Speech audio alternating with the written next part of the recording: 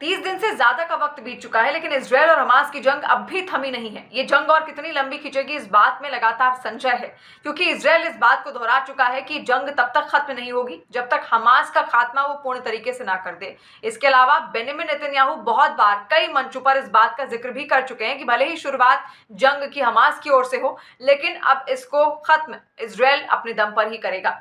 तो जंग और लंबी खिंच सकती है, इस बात में कोई दो राय नहीं, लेकिन दुनिया इस वक्त दो हिस्सों में बटी हुई है।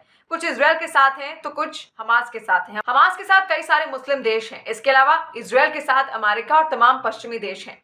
लेकिन हर देश अपना फायदा ढूंढ रहा है, क्योंकि आपने ध्यान दिया होगा कि बहुत कम ही ऐसे देश हैं जो निकलकर सामने आए हैं मध्यस्थता के लिए इजरायल और हमास के बीच में। इससे पहले रूस और यूक्रेन का जब युद्ध हुआ था तो दुनिया के कई सारे ऐसे देश थे जो सामने आए थे मध्यस्थता को लेकर, रूस और यूक्रेन की, और कई प्रयास उसको लेकर किए गए। लेकिन इस युद्ध के दौरान ऐसा लग रहा है कि दुनिया को अब युद्ध की आदत हो चुकी है और युद्ध से ही वो अपना फायदा ढूंढना चाह रहे हैं। तो ये तमाम देश कहीं ना कहीं अपने लिए रास्ता खोजना चाह रहे हैं इस युद्ध के जरिए, और इसी वजह से कई ऐसे देश हैं जो अब धीरे धीरे कर अपने बिल से निकलकर सामने आ रहे हैं, क्योंकि इन तमाम फसाद की जड़ है मिडिल ईस्ट, जहां पर इजरायल है और तमाम मुस्लिम देश भी वहीं पर हैं। और ऐसे में मिडिल ईस्ट पर अपना कब्जा हर देश करना चाहता है, खासतौर पर अमेरिका, चीन और रूस। अमेरिका इजरायल का साथ जरूर दे रहा है और अमेरिका इजरायल को मिडिल ईस्ट में अपना मजबूत रणनीतिक साझेदार भी मानता है, और इसी वजह से वो उसका सपोर्ट लगातार कर रहा है। कई हथियार उसकी ओर से अब तक दिए जा चुके हैं, क्योंकि वो मानता है कि अगर इजरायल पर उसका कब्जा अच्छा खासा हो गया या इजरायल का भरोसा अमेरिका ने जीत लिया तो मिडिल ईस्ट को भी अपने कब्जे में वो कर सकता है, वहां पर अपना दबदबा कायम कर सकता है। और यही कारण है कि इजरायल का साथ लगातार अमेरिका दे रहा है। अगला जो देश अपना फायदा ढूंढ रहा है वो है रूस।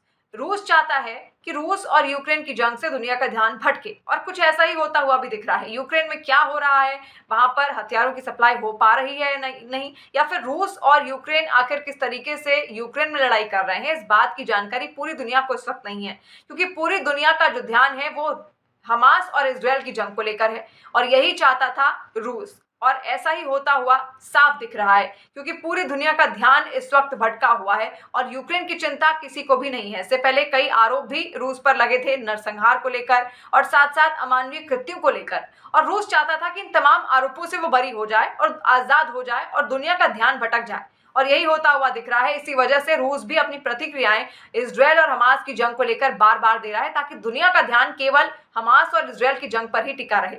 अगला जो देश अपना फायदा ढूंढना चाहता है वो है चीन। चीन भी अपना फायदा ढूंढ रहा है।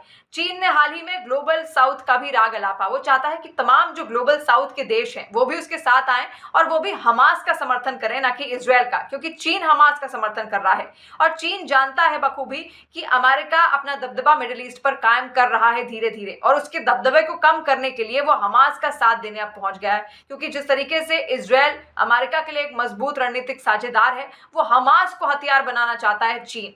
और इसीलिए अब वो निकलकर सामने आया है अपना रास्ता खोजते हुए कि मिडिल ईस्ट पे वो अपना दबदबा कायम कर सके, ना कि अमेरिका का दबदबा वहां पर कायम हो। इसीलिए उसने ग्लोबल साउथ का राग भी अलापा। लेकिन आपको समझना होगा कि आखिर ग्लोबल साउथ क्या है। दुनिया दो धड़ों में बटी हुई है, ग्लोबल नॉर्थ और ग्लोबल साउथ। ग्लोबल नॉर्थ में डेवलप्ड नेशंस आते हैं, जैसे कि अमेरिका और तमाम पश्चिमी देश, और ग्लोबल साउथ में आते हैं डेवलपिंग नेशंस, यानी कि जो राजनीतिक तौर पर भी थोड़े से पिछड़े हुए हैं, रणनीतिक तौर पर भी थोड़े पिछड़े हुए हैं और डेवलप हो रहे हैं। इसमें भारत भी आता है।